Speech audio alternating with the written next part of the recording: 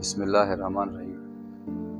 शुरू अल्लाह जे बाबरकत नाले सां जेको निहायती रहम करम वारो आहे, रहमान आहे, रहीम आहे, जेको असांजे दिलनि जा राज़ ख़ूब ॼाणे थो।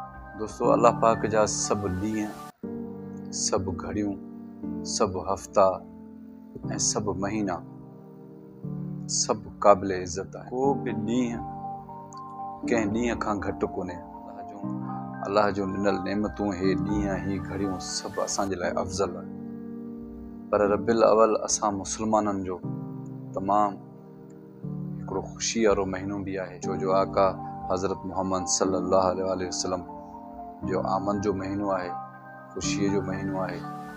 दुनिया जा जेके बि मुस्लमान हिन महीने खे वॾे अदब ऐं एतिराम सां मल्हाईंदा आहिनि, पंहिंजे घरनि खे सींगारींदा आहिनि, पंहिंजे घिटियुनि खे सींगारींदा आहिनि, रोड रस्तनि खे सींगारींदा आहिनि ऐं इन्ही ॾींहं ते सभु ख़ुशि थी हिक ॿिए ॾे सुठा खाधा तोहफ़ा करे मोकिलींदा आहिनि।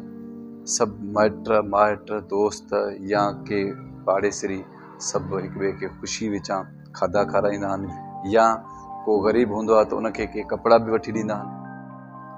हिन महीने जी मोहबत उन शख़्स खे हूंदी जंहिंखे मुंहिंजे आका हज़रत मोहम्मद सल्लल्लाहु अलैहि वसल्लम सां मोहबत हूंदी। हिकिड़ो शख़्स हुयो जंहिं पंहिंजी ज़िंदगीअ जा 40 साल 12 रबिल अवल वॾी ख़ुशी एतिराम सां मल्हायो। हर वक़्तु उहो इन 12 रबिल अवल जे 2 ॾींहं अॻु में पंहिंजे घर खे सींगारींदो हुयो ऐं पंहिंजे घिटियुनि खे हर रोज़ु ॿुहारी ॾियाराईंदो हुयो, साफ़ु कराईंदो हुयो ऐं ग़रीबनि जे लाइ जेको बि उन खां थी सघंदो हुओ ग़रीबनि ॾांहुं हथ बि वधाईंदो हुयो ऐं कुझु सुठा सुठा मिठा खाधा ठाहे ग़रीबनि ॾे हमेशह विराईंदो हुयो। ज़माने जे गर्दिश ऐं पुट जे नालाइकनि जे करे हू माली तौरु थोरो पोइ ते पइजी वियो। हुन खां नौकिरी बि हली वई, सिहत बि साथ छॾे वियो। त हिकिड़े ॾींहुं ज़ाल मुड़ुस घर वेठा हुया त 12 रबिल सुभाणे आहे, असां वटि कुझु बि कोन्हे, असां छा कयूं? असां कंहिं ग़रीब खे हर वक़्तु खाधो खाराईंदा हुआसीं, उन्हनि खे कपिड़ा वठी ॾींदा हुआसीं, हिन वक़्तु असां वटि कुझु बि कोन्हे। हू ॾाढा ज़ाल मुड़ुस रुना। अलाह खां दुआ बि घुरियऊं त मुंहिंजा मौला, असां हर वक़्तु 12 रबिल अवल ते वॾी ख़ुशी सां मल्हाईंदा आहियूं। अॼु असां वटि पंहिंजे ग़लतियुनि जे करे, पंहिंजे ख़ताउनि जे करे असां वटि कुझु न आहे। ज़माने जे गर्दिश जे करे, पुट जे नालाइकनि जे करे असां वटि अॼु एतिरो कोन्हे जो असां पंहिंजे आका जे उमतनि मां कंहिं ग़रीब खे खाराए छॾियो। घरवारी हिन खे ॿुधायो त पाउ खनि छोला पिया आहिनि, ॿियो त घर में कुझु कोन्हे।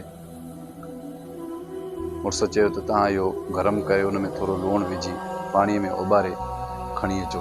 2 प्याला ठहिया, हिकिड़ो प्यालो हिननि पाण खाधो, हिकिड़ो कंहिं मिसकीन खे ॾेई छॾियो। सुभाणे ते 12 रबिल अवल हुजे।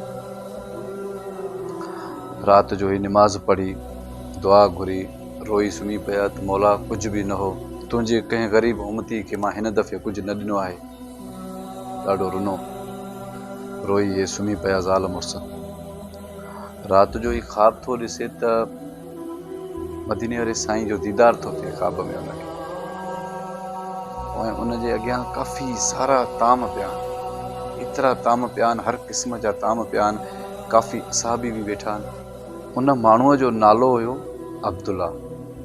ऐं ॾिसे थो त मुंहिंजो आका हिन सभिनी तामनि खां चवे थो त इहे छोला जेके प्याले में पिया आहिनि, मूंखे इहे खणी ॾियो। मदीने वारो साईं फरमायो त ए अब्दुल्ला, तुंहिंजा मोकिलियल छोला मूंखे हिन सभिनी तामनि खां वधीक इन्हनि में लज़त मिली, मूंखे ॾाढा पसंदि आया।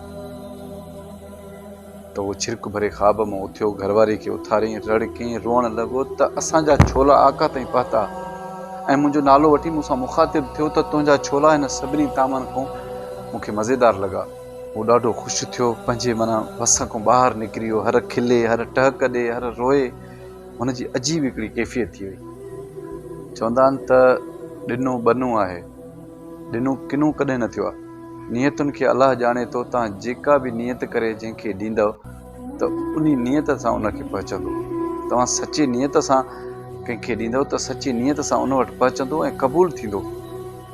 हमेशह कोशिशि कंदा कयो त कंहिं मिसकीन खे अहिड़े ख़ुशियुनि जे मौक़े ते 12 रबिल अवल ते काफ़ी अहिड़ा ग़रीब हूंदा जिन खे सुठा कपिड़ा न हूंदा, कंहिंखे खाइण लाइ कुझु न हूंदो। ईदूं ही 12 रबियुल अवल जेके बि ख़ुशियुनि जा मौक़ा हूंदा आहिनि त इहे ग़रीब जेके हूंदा वारा आहिनि उन्हनि ॾे तकींदा आहिनि त काश अलाह पाक उन्हनि खे रहम विझे, असांजो ख़्यालु उन्हनि खे पैदा थी पए त असां ॾांहुं हथु वधाइनि।